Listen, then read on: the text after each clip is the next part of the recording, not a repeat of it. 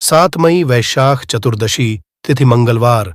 हनुमान जी महाराज के बारे में ये कहा जाता है कि जो नहीं तुम संकट कटे मिटे सब पीरा जो सुमेरे हनुमत बलवीरा, अर्थात हनुमान जी महाराज दुनिया में ऐसे कोई कारण ही जिसे करके ना दिखाएं, और हनुमान जी महाराज को संकट मोचन कहा जाता है।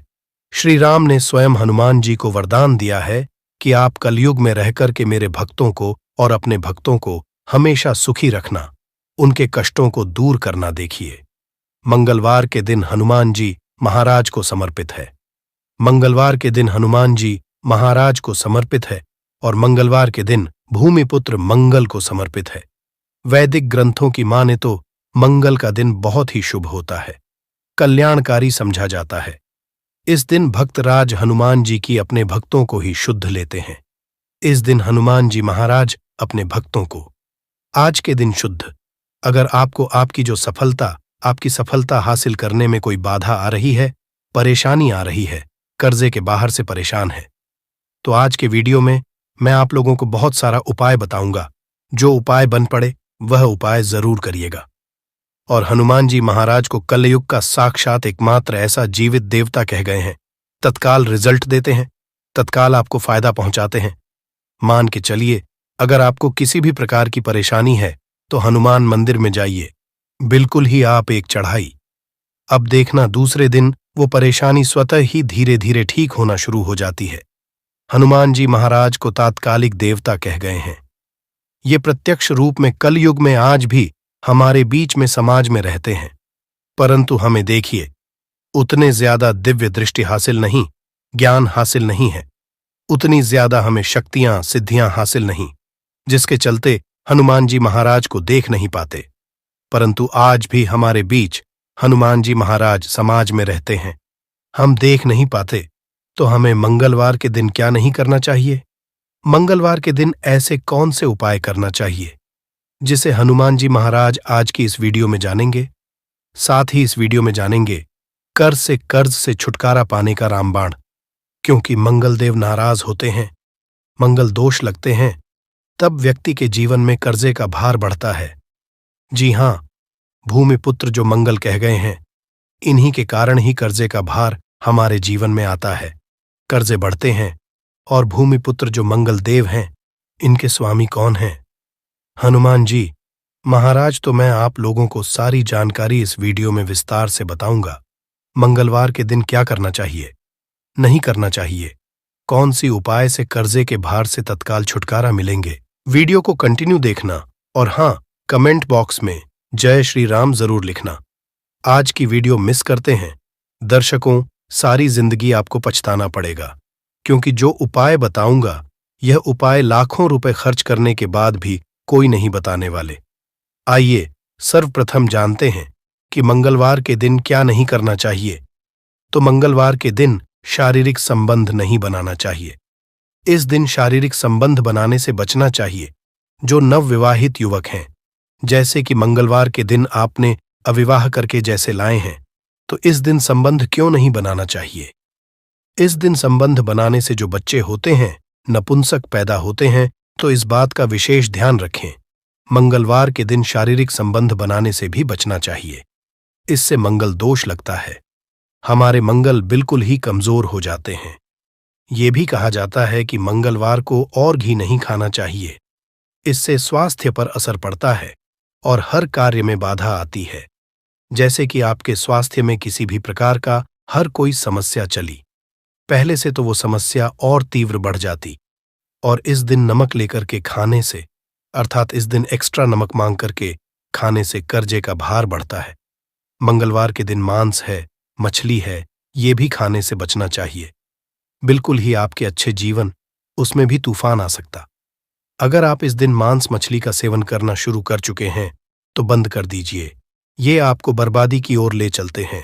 और इस दिन न किसी से आरण लेना चाहिए। बिल्कुल ही आपको इस दिन किसी सुधारी नहीं लेना चाहिए, ऐसा समझा जाता है। इस दिन अगर आप किसी उधारी लेते हैं, आरण लेते हैं, तो उसे चुकाने में आप जो है असमर्थवान हो जाते हैं। बहुत ही मुश्किल हो जाता है चुकाना। और इस दिन भाइयों से भी अपने झगड़े नहीं करना। इस दिन अपने भाइयों से झगड़ा करते हैं तो आपके जीवन में भी तूफान आ सकते हैं। साथ ही सभी दर्शकों को एक बात और बताना चाहूंगा। मंगलवार के दिन पान खा करके जमीन पे मत थूकना। देखिए, धरती माता सब कुछ बर्दाश्त कर लेंगे। मंगल देव, हनुमान जी महाराज सब कुछ बर्दाश्त कर लेते हैं। परंतु अगर मंगलवार के दिन कोई व्यक्ति पान खा करके, जी हां, बिल्कुल ही पान खा करके धरती में थूके, तो इससे हनुमान जी महाराज क्रोध होते हैं, देव क्रोध होते हैं, यहां तक कि धरती माता भी नाराज हो जाती है।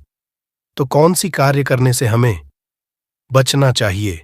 तो मंगलवार के दिन भूल कर के पान नहीं खाना है, पान खा करके नहीं थूकना है। अब आइए इस वीडियो में जानते हैं मंगलवार के दिन किए जाने वाले चमत्कारिक उपाय के बारे में, जो उपाय आपके जीवन को सुखमय बनाएंगे, आनंदमय बनाएंगे। फिर से सभी दर्शकों को कहना चाहूंगा, कमेंट बॉक्स में अभी तक जय श्री राम नहीं तो जय जरूर लिख दीजिए। तो मंगलवार के दिन कोई विशेष मनोकामना हो, ध्यान से सुनना। मंगलवार के दिन कोई विशेष मनोकामना हो तो तुलसी के पत्ते पर सिंदूर से राम लिख करके हनुमान जी महाराज को समर्पित करना। कोई विशेष मनोकामना हो तभी उपाय करना है। तो मंगलवार के दिन हनुमान जी के चरणों में तुलसी के पत्ते से कच्चे, एकदम साफ स्वच्छ तुलसी के पत्ते होना चाहिए। सिंदूर से आपको राम लिखना है और हनुमान जी को समर्पित करना है। वो मनोकामना की जल्दी पूरी होती है। इस लाल चंदन या चमेली के तेल से भगवान हनुमान जी महाराज को हो सके तो चोला जरूर समर्पित करना, या फिर किसी के हाथ में जो कि ब्राह्मण है करवा देना। इससे क्या होता है, अगर आपके जीवन में मंगल दोष लगाओ, जैसे विवाह में आपको परेशानी आ रही है, रक्त संबंधी बीमारी है, ये कोई बाधा उत्पन्न आ रही है, कर्जे का भार जो है चुकाने में असमर्थवान, तो ये उपाय सोने में सुहाग है। इस दिन हो सके तो ध्यान से सुनना। हमारे धर्मशास्त्र कहते हैं मंगलवार के दिन नीम के पेड़ के पास में शाम के समय में आपको जाना है और चमेली के तेल का दीपक जलाना है, और नीम के पेड़ पर शाम के समय में आपको दूध डालना है। शाम के समय में नीम के पेड़ के ऊपर में आपको जो जड़ है उसके ऊपर में आपको दूध डालना है। और ये उपाय कब करना है, कब तक करना है? जैसे कि आप कर्जे बाहर से लंबे समय से परेशान हैं, कोई विशेष मनोकामना होइए, फिर विवाह में विलंब हो रही है तो नीम के पेड़ के पास में जाइए, चमेली के तेल का दीपक जलाइए और 11 मंगलवार तक ये उपाय करना होता है। अभी आपकी विवाह में परेशानी आ रही है, कर्जे का भार हो, इस उपाय को करने के बाद कर्जे का भार उतर जाते हैं। और ये मैं जो उपाय बता रहा हूं, लाल किताब का उपाय बता रहा हूं। लाल किताब में जितने भी उपाय लिखे सब सटीक उपाय है, इसका प्रभाव कभी भी विफल नहीं जाता। ऐसा भी समझा जाता है, बहते पानी में गुड़ से बनी रेवड़ी अगर मंगलवार के दिन प्रवाहित करें, और हो सके तो खांड है, मसूर है या सौंफ है, अब अगर आप इसका दान करते हैं तो आपकी कुंडली में मंगल जी मजबूत होते हैं। अगर आपकी कुंडली में मंगल मजबूत हो, जिनकी कुंडली में मंगल मजबूत हो, तो ऐसे व्यक्ति को धन, वैभव, शुभ संपत्ति सब कुछ स्वतः ही हासिल होना शुरू हो जाते हैं। हो सके तो मसूर का दाल बिल्कुल ही दान जरूर करना।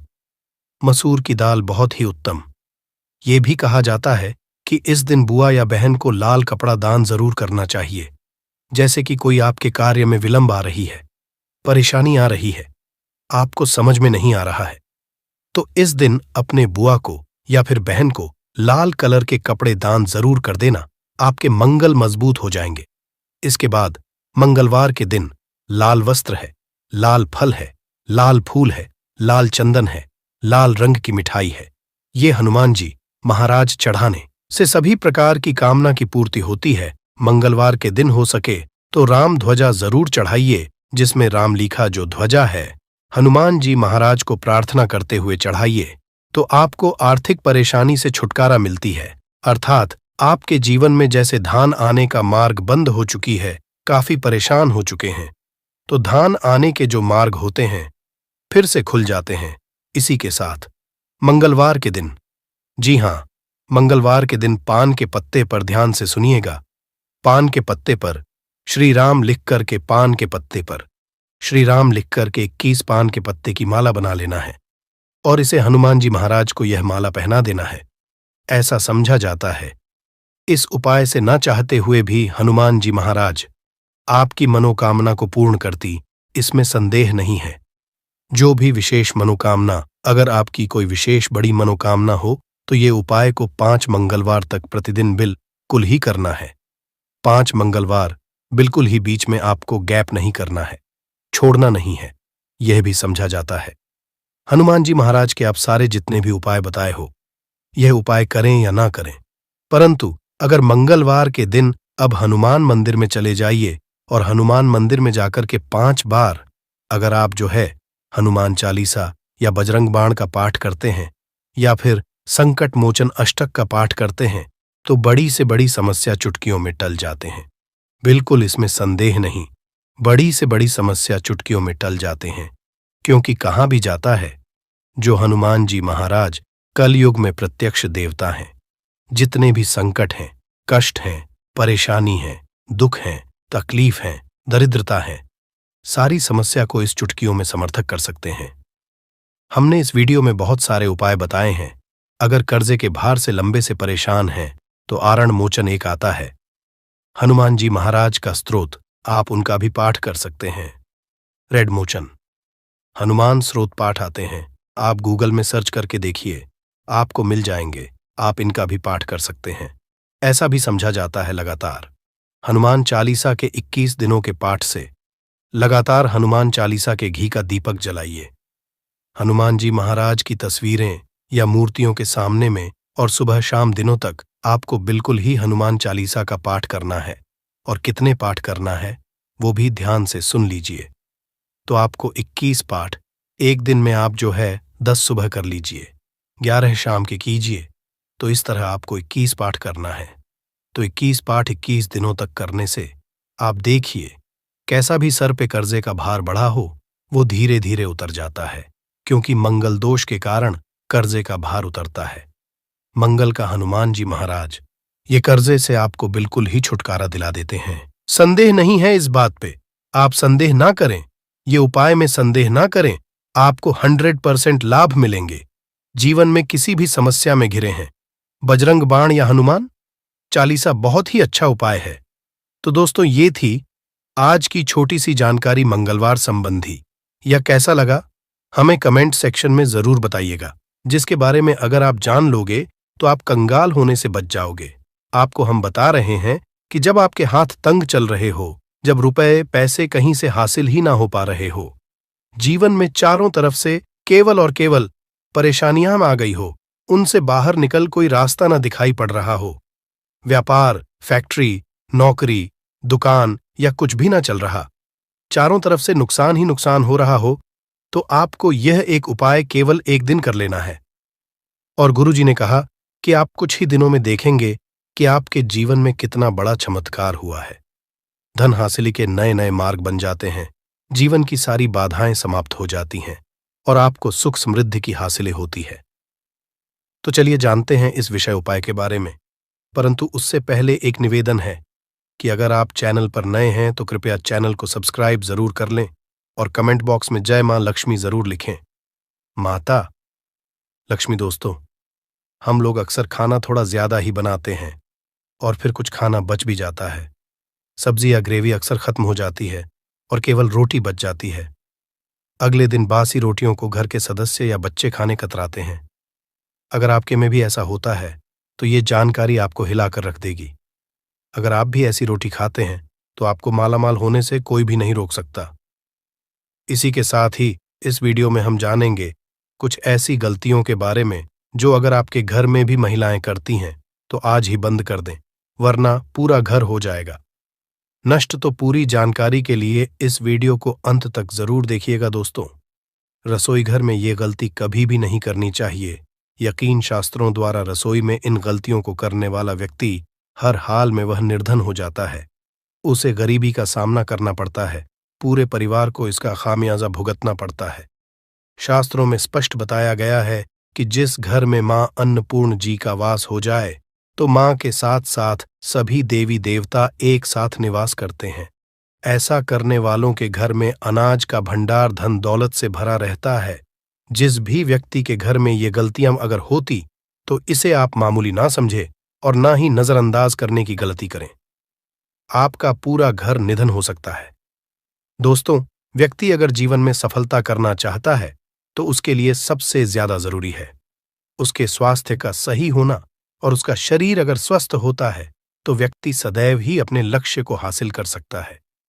ऐसे में शास्त्रों के अनुसार अगर आपका रसोई घर अच्छा है, उसमें ये गलती नहीं होती है, तो मां अन्नपूर्णा आपसे प्रसन्न हो जाती है, आपको मालामाल कर देती है।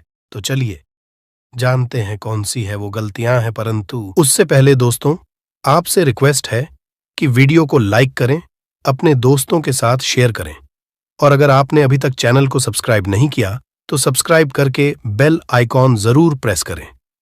दोस्तों, नंबर 1, महिलाएं ऐसी होती हैं जो खाना बनाने से पहले स्नान नहीं करती, हाथ पांव नहीं धोती, रसोई घर में खाना बनाते समय इधर उधर जैसे बाल में या मुंह पर हाथ लगाती है, और फिर बगैर हाथ धोए बिना हाथों को साफ किया खाना बनाती है, तो ऐसे में खाना दूषित हो जाता है।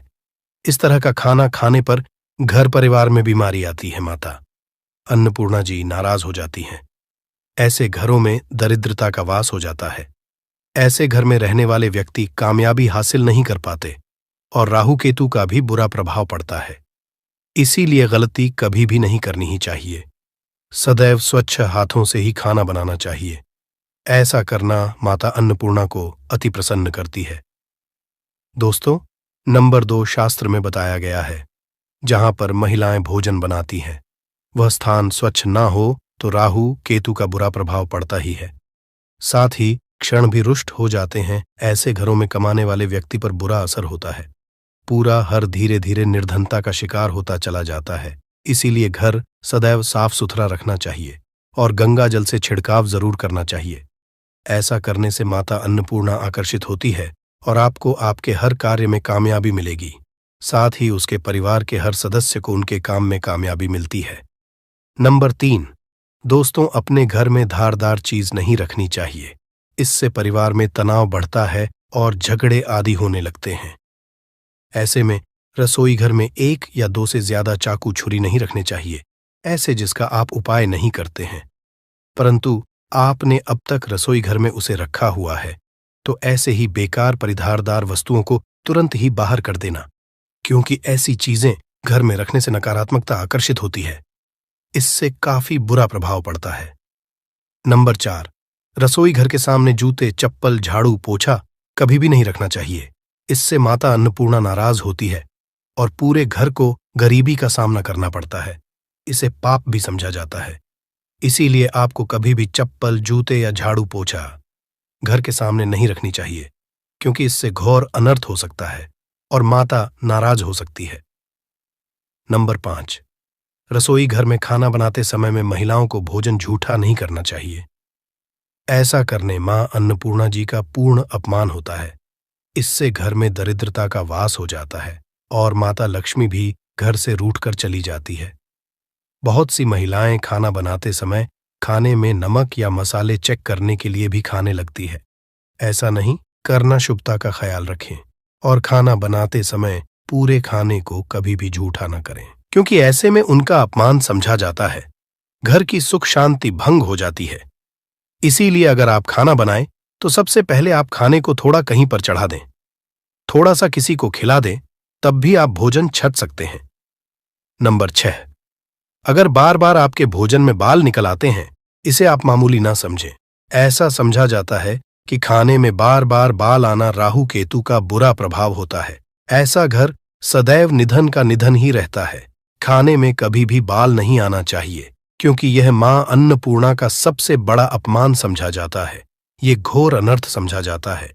ऐसे में शुद्धता भी भंग हो जाती है और परिवार को भयंकर बीमारियों का सामना करना पड़ सकता है।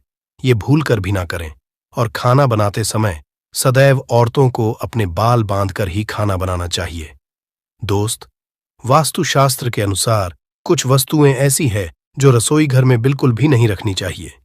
इन्हें रखने से परेशानियों में वृद्धि भी होने लगती है।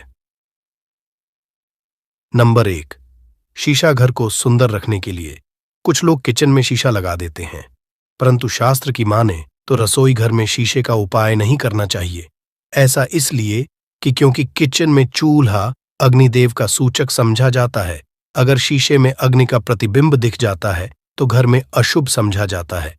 इसके कारण घर में कलह क्लेश बढ़ाने लगते हैं। इसी के साथ साथ घर की आर्थिक स्थिति भी बिगड़ने लगती है। तो यह गलती आप ना करें। नंबर 2, गुंथा हुआ आटा। कई बार महिलाएं किचन में रोटी बनाने को गुंथा हुआ आटा या बचा हुआ आटा फ्रिज में छोड़ देती हैं और सुबह उसी का उपाय रोटी बनाने के लिए करती है। वास्तु के अनुसार ये सही नहीं होता। रसोई घर में गूंथा हुआ आटा रखने से शनि और राहु का नकारात्मक प्रभाव पड़ने लगता है। इसी का से जीवन में अनेक तरह की समस्याएं होने लगती हैं। नंबर 3, टूटे कई तरह के बर्तन उपाय होते हैं। टूटे हुए बर्तन ना रखें। रसोई घर में कुछ बर्तन ज्यादा उपाय होने के पश्चात टूट जाते हैं, परंतु कई बार कुछ हद तक टूटे हुए बर्तन का उपाय करते ही रहते हैं। वास्तु के मुताबिक ये नहीं समझा जाता। रसोई घर में कभी भी टूटे फूटे बर्तनों का उपाय नहीं करना चाहिए। इससे परिवार के सदस्यों के बीच मतभेद में वृद्धि होने लगती है। चलिए अब करते हैं कि बासी रोटी खाना आपके लिए कैसा है दोस्तों। खाना जब भी बासी हो जाता है तो हम उसे फेंक देते हैं। शायद आपने कभी भी नहीं सोचा होगा कि बासी खाना भी आपके लिए अच्छा हो सकता है। ऐसे में जाने बासी रोटी आपके स्वास्थ्य और भाग्य पर क्या असर डालती है, जिसे जानकर आप चौंक जाएंगे। दोस्तों, आपको बता दें कि बासी रोटी पाचन तंत्र के लिए चमत्कार से कम नहीं है। बासी रोटी तन को दुरुस्त बनाती है। रोटी में फाइबर की प्रचुर मात्रा पाई जाती है। खाने में फाइबर की अधिक मात्रा पाचन में सहायता करती है। बासी रोटी से पेट फूलने की समस्या, गैस की समस्या और कब्ज की समस्या से राहत मिल सकती है। इसीलिए दोस्तों, बासी रोटी आपके लिए वरदान है। इसका उपयोग करें। वहीं अगर शास्त्रों की माने तो भोजन वैसे तो ताज़ा ही खाना चाहिए, परंतु जब तक भोजन खाने लायक है, खराब ना हुआ हो, तो उसे कभी फेंकना नहीं चाहिए, क्योंकि यह भोजन का अपमान है। ऐसे में जो व्यक्ति बासी भोजन को फेंकता नहीं है और उसे ग्रहण करके सम्मान देता है, तो ऐसे व्यक्ति पर मां अन्नपूर्णा सदैव प्रसन्न रहती है। परंतु इसमें एक बात का ध्यान देना बहुत ही आवश्यक है। बासी रोटी को जब भी आप खाएं या छोटे बच्चों को दें, तो पहले आप उसे से चेक जरूर कर लें। अगर बासी रोटी में से रेशियो निकल रही है तो आपके बच्चे की जान जा सकती है या आप बीमार भी पड़ सकते हैं।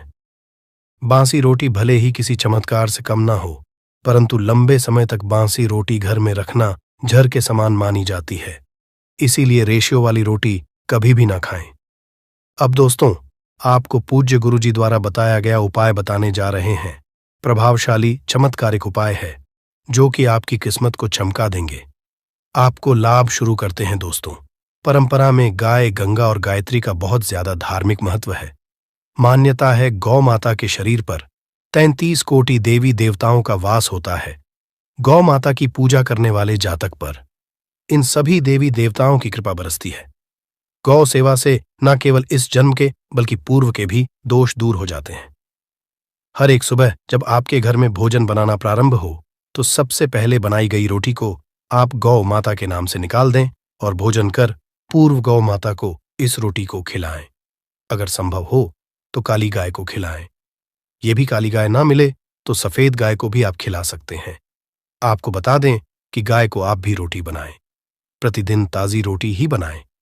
गाय को अगर आपने रोटी बनाई है तो कोशिश करें कि उस रोटी को आप तुरंत ही गाय को दे दें। अगर आप उस रोटी को रख देंगे और उस रोटी को अगले दिन देंगे तो वह रोटी बासी मानी जाएगी। गाय को कभी भी रोटी ना दें। इससे घर में नकारात्मक ऊर्जा वास करती है और जो भी काम आपके बनने वाले होंगे वह काम भी आपके बिल्कुल भी नहीं बनेंगे। इससे आपके घर में सदैव दर्द देवता का वास रहेगा और आप जिस भी काम उस काम में आपको सदैव असफलता ही हाथ लगेंगे। इसलिए कोशिश करें गाय को रोजाना ताज़ी रोटी बनाकर खिलाएं और रोटी को बिल्कुल ना रखें। उसी रोटी गाय को ना दें और साथ ही साथ सड़ी गली चीजें गाय को नहीं खिलानी चाहिए।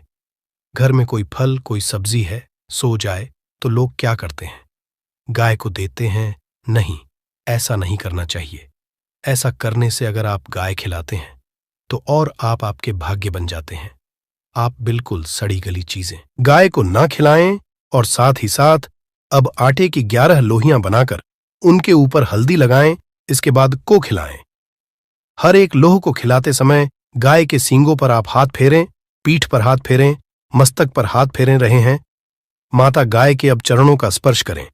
दोस्तों, ऐसा करने से आपके समस्त काम बनने लगेंगे। जो दुख का समय चल रहा है वे भी खत्म। आपके जीवन में खुशियां ही खुशियां होंगी। और एक बार आप 7 बार गाय की परिक्रमा भी कर लें तो आपके समस्त काम होंगे। और साथ ही साथ आप गाय को जब भी रोटी दें, रोटी पर या तो आप थोड़ी हल्दी लगा लें या थोड़ा गुड़ रख लें। अगर गुड़ ना हो तो आप थोड़ा घी रख सकते हैं। दोस्तों, गाय को कभी भी सूखी रोटी ना खिलाएं। सूखी का मतलब गाय को रोटी खिलाएं, उस पर कुछ ना कुछ रख कर खिलाएं। हल्दी रख लें, गुड़ रख लें, मिश्री, घी या जो भी रख लें, मतलब खाली नहीं है। इतना करने मात्र से आपके जीवन के सभी दुख दर्द समाप्त हो जाएंगे। चीजों का दान करने से बहुत सारे ग्रहों को कंट्रोल किया जा सकता है। जनरल में रोजमर्रा की जिंदगी में जैसे हम कहते हैं गाय को रोटी देना, इससे किसी को भी पितृदोष से मुक्ति चाहिए तो गाय को रोटी दीजिए। काम में बार बार बाधाएं आती हैं और संतान सुख में कठिनाई आती हैं, धन संबंधी परेशानियां होती हैं, इसमें बहुत दूर तक पितृगण अगर नाराज हो तो इस तरह की चीजें आपके जीवन में होती हैं। और पितृ को करने के लिए ही कहा जाता है कि अमावस्या के दिन या तो चावल की खीर में रोटी डाल करके घर की छत पर कौवों को खिलाइए, किसी भी गरीब आदि को भोजन कराए। इससे आपके जीवन के बहुत सारे पितृगण, पितृदोष तो दूर होते ही है, बाकी भी बाधाएं दूर होती है। विष्णु पुराण के 3 अंश में बताया गया है 12वें अध्याय में कि कोई भूखा व्यक्ति द्वार पर अगर आ जाए तो उसे भरपेट रोटी जरूर खिलानी चाहिए। इससे नारायण प्रसन्न होते हैं, अन्न धन की कमी नहीं होती है, मनुष्य को परलोक का सुख मिलता है। दोस्तों, रोटी से भूख नहीं मिटाती, हमारे सोए हुए भाग्य को भी जगाती है। लेकिन बहुत से लोग रोटी के यूज करने के गुणों को नहीं जानते, इसलिए इसका लाभ नहीं उठा पाते हैं। तो चलिए, आज मैं आपको बताऊंगी कि रोटी से आप कैसे अपनी किस्मत चमका सकते हो, वो भी खास बासी रोटी का उपाय बताऊंगी जिससे आप किसी से भी बात मनवा सकते हैं, जिसे तंत्र अपनी भाषा में वशीकरण भी कहते हैं। और ये बहुत ही आसान होता है, कोई भी गलत नहीं होता है। बस इसमें ये बात करते हैं कि किस तरह से आप सही तरीके से अपने पति या पत्नी को जो रूठ गए हैं, मान नहीं रहे हैं, इस तरह से आप उनको बना करके वापस ला सकते हैं। सबसे पहले ग्रह दोषों की बात करेंगे तो शनि, राहु और केतु को पाप ग्रह कहते हैं और इनकी दशा से प्रायः हर तीसरा व्यक्ति पीड़ित है। और इन तीनों अशुभ फलदायी ग्रहों को एक साथ अगर आप अनुकूल बना करके चलना चाहते हैं तो सबसे आसान तरीका है रोटी में सरसों तेल लगाकर काले कुत्ते को शनिवार के दिन खिलाइए। रोज खिला सकते हैं तो बहुत ही अच्छा है। काले कुत्ते हैं तो 2 रंग का या दूसरे रंग के भी कुत्ते को खिला सकते हैं। ये सभी चीजें ग्रह दोष आपके जीवन से दूर होती हैं। नजर दोष हो, किसी ने कुछ किया, धरा हो, किसी ने बांध दिया हो, भूत प्रेत आदि का साया पड़ा हो, जो भी मानते हैं ये अननेचुरल चीजों में, वो सभी को केतु ग्रह से संबंधित समझा जाता है। और कुत्ते को भी क्या मानते हैं, हम केतु ग्रह से संबंधित होता है। इस कारण अगर आप कुत्ता को रोटी खिलाते हैं तो आपके ये सभी तरह के ग्रह दोष दूर करने में सहायक समझा गया है। आप देखते होंगे घर में जभी भी छोटा बच्चा रोता है और आपको लगता है कि उसको नजर लग गई, ठीक से खाना नहीं खा रहा है, तो भी आपको रोटी का उपाय करना चाहिए। कहते हैं कि एक रोटी ले लीजिए और उस पर एक गुड़ का टुकड़ा रख दीजिए। इससे लपेट करके बच्चे के ऊपर से 3 बार आपको घड़ी की उल्टी दिशा में घुसमजा है और रोटी को गुड़ सहित आपको किसी कुत्ता को खिला देना चाहिए। आग बच्चा बिल्कुल चुटकियों में बहुत चेंजेस आ जाते हैं। और नहीं तो 2-3 बार कीजिए, उपाय अपने आप बच्चा ठीक होने लगता है। ये उपाय आपको आगे मैं जो बताऊंगी ये जरूर करना चाहिए। आप देखेंगे किस तरह से ये एक रोटी आपके जीवन से समस्याओं को जड़ से उखाड़ कर फेंकेगा। और ये उपाय आप कैसे करेंगे, कब करना है, ये आपको ध्यान से जरूर सुन लेना है। सुबह जब आप नहा धोकर के रेडी हो जाए, जब भी पहला खाना आप बनाएंगे तो पहली रोटी जो होगी उसमें आपको लेना चाहिए। उसको घी या शुद्ध सरसों का तेल उसके ऊपर लगा कर लें। सूखी रोटी ना रखें, थोड़ा सा लें और फिर उस पर बुरा या पिसा हुआ चीनी जो कहते हैं या नॉर्मल चीनी ले लीजिए, शक्कर वो छिड़क लीजिए। अब रोटी को दोनों हाथ में लेकर कुछ मिनट्स के लिए आपको अपने घर के इष्ट देव, अपने घर के देवता, जो भी आप देवी देवता को घर में पूजते हैं, उनका आपको ध्यान करना चाहिए। सिर्फ मन में नमस्कार करें और ध्यान करें, कुछ मांगने की, कुछ शिकायत करने की, कोई नेगेटिव बात बोलने की जरूरत नहीं है, क्योंकि शक्ति सब समझते हैं कि आपको क्या चाहिए। अब इस रोटी के बराबर बराबर आपको 4 टुकड़े कर लेने हैं और इन 4 टुकड़ों को आपको अलग अलग जगह पर रखना है। अब पहला टुकड़ा रोटी का कहाँ रखेंगे? पहला टुकड़ा, इस एक टुकड़े के छोटे छोटे 2 टुकड़े कर लीजिए और अपने घर की छत पर, या आप फ्लैट में रहते हैं तो अपनी बालकनी आदि में रख दीजिए। पक्षियों को खाने के लिए रख दीजिए। अगर घर पर नहीं है तो आप ये व्यापार स्थल पर भी कर सकते हैं। उपाय को इससे आपके पितृदेव की जागती है, वे आप पर प्रसन्न होते हैं। जो भी कार्य करेंगे उसमें आपको 100% मदद मिलेगी, आपको सफलता मिलेगी और व्यापार आदि धन लाभ आपको होता है। व्यापार दिन दुगनी रात चौगुनी उन्नति करने लगता है, इसलिए उनके संतोष के लिए ये आपको करना चाहिए। रोटी का दूसरा टुकड़ा छोटे छोटे टुकड़े करके चींटियों के बिल पर डाल दीजिए। इससे आपकी उन्नति में स्थिरता आनी शुरू हो जाती है। आपको खुशी देख करके, मतलब जो लोग भी कोई खुशी देखकर खुश नहीं है, आपसे ईर्ष्या करते हैं या जलते हैं और सदा कुदृष्टि रहते हैं, आपकी खुशहाली और शांति पर उनके सभी हथियार फेल हो जाएंगे। इस चीज को आप करके देखिए और इस तरह से आपका कारोबार और धन भी सुरक्षित रहेगा। और किसी भी तरह की अगर ईविल आई पड़ी है आपके घर पर या खतरनाक आपके नजर दोष लगा है, वो सभी इससे दूर हो जाते हैं। रोटी का तीसरा टुकड़ा, ये टुकड़ा आपको किसी आवारा कुत्ते को खिलाना है जो गली में घूम रहा है। कोई लोग पूछते हैं कि कुत्ता को खिला दूं, तो घर के कुत्तास को नहीं खिलाना है। ध्यान रहे, किसी रोड पे घूम रहे हैं, ऐसी जो भी आवारा कुत्ते होते हैं उनको ही आपको खिलाना है, पालतू कुत्तों को नहीं खिलाना है। ब्लैक कुत्ता हो तो बहुत अच्छी बात, लेकिन कुत्ते का रंग को लेकर ये नहीं कि ब्लैक नहीं मिला तो आप खिलाएंगे नहीं, आप खिला दीजिए। इससे भी आपके दुश्मन खत्म होते हैं। शत्रु चाहे कितने भी षड्यंत्र करते हैं आपके जीवन में, लेकिन आपका बाल भी बांका नहीं कर पाएंगे। रोटी का चौथा टुकड़ा यानी कि आखिरी टुकड़ा, इसे आपको चौराहे पर रख देना है।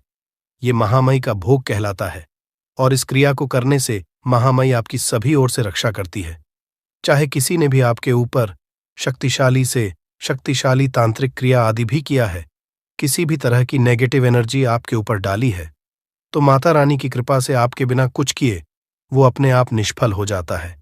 इस तरह से एक रोटी के 4 टुकड़े करके रोज कर सके तो रोज नहीं तो कम से कम शनिवार के दिन, आपसे 4 शनिवार ऐसा कीजिए। आप देखिए आपके जीवन से कैसे सारी कठिनाइयां अपने आप दूर हो जाती हैं।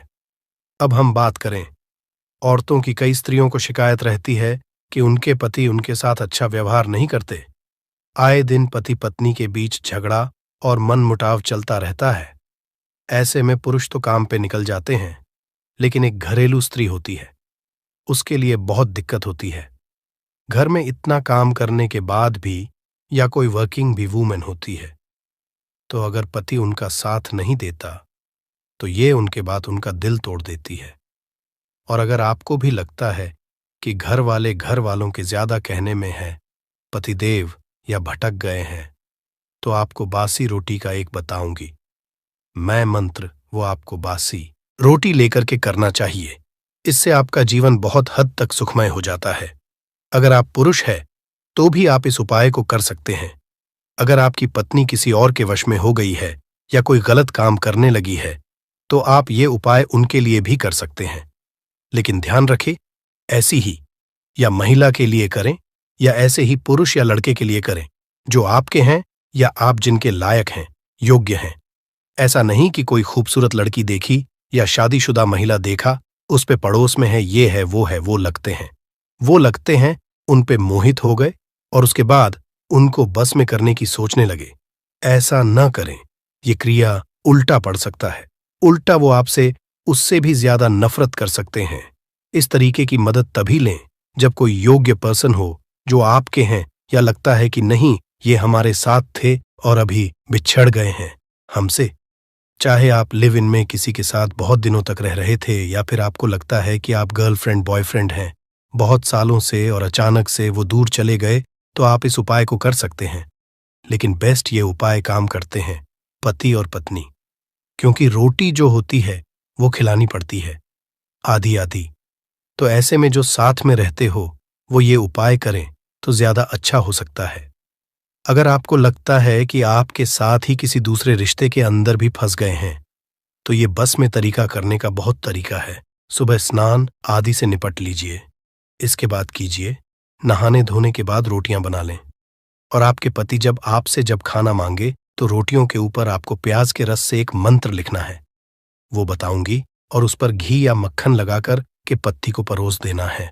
सबसे पहले इसके लिए प्याज का रस निकाल लीजिए, थोड़ा सा 1 चम्मच जैसा ही चाहिए। आप मिक्सचर में कर सकते हैं या फिर कद्दूकस से घास करके निचोड़ दीजिए।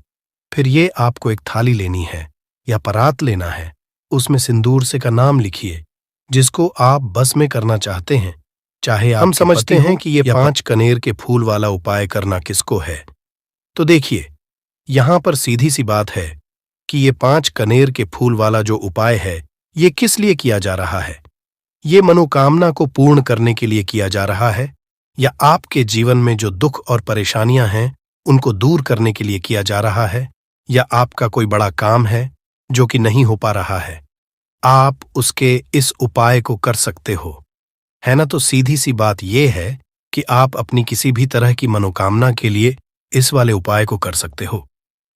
तो यह उपाय वह मानव कर सकता है जिस मानव को अपनी किसी भी तरह की मनोकामना भगवान शिव जी से पूर्ण करवानी हो, और अगर कोई भी माताएं बहनें जो है अपने घर की सुख और शांति के लिए, घर में धन समृद्धि को बढ़ाने के लिए वाला उपाय करना चाहती हैं, तो घर की जो बड़ी माताएं बहनें होंगी वो इस 5 कनेर के फूल वाले उपाय को विशेष रूप से करें, क्योंकि माताएं बहनें घर की लक्ष्मी होती है, और जब घर की लक्ष्मी कोई विशेष उपाय करती है तो उसका फल ही बहुत जल्दी मिल जाता है और बहुत बड़ा होकर मिलता है।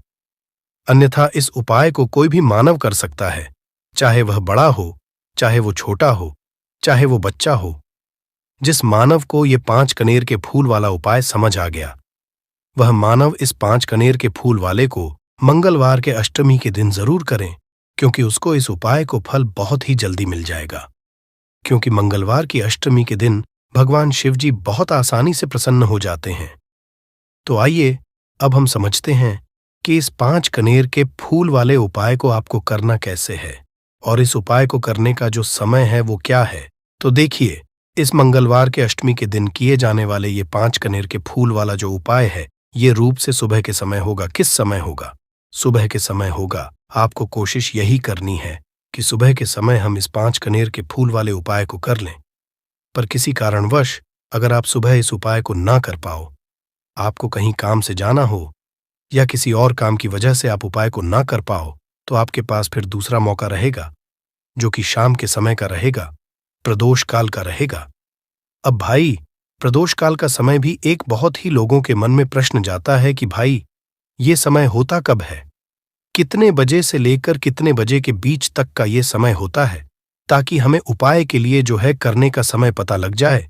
तो हम आपको बता दें, प्रदोष काल का जो एक समय होता है, शाम का समय, वो होता है शाम के 6000 बजे से लेकर शाम के 7 या 8 बजे के बीच का। इस समय के बीच में आप उपाय को करेंगे तो आपको उस उपाय का जरूर फल मिलेगा। तो शाम के 6000 बजे से लेकर शाम के 7 बजे के बीच में आप लोग इस 5 कनेर की फूल वाले उपाय को कर सकते हो। तो भैया, बहुत सारे लोग यहां पर ये प्रश्न भी जरूर करेंगे कि भाई हम तो नौकरी पे जाते हैं, हम अपनी ड्यूटी पे जाते हैं और आने में हमें देर हो जाती है, तो उस जगह पर हमें क्या करना चाहिए।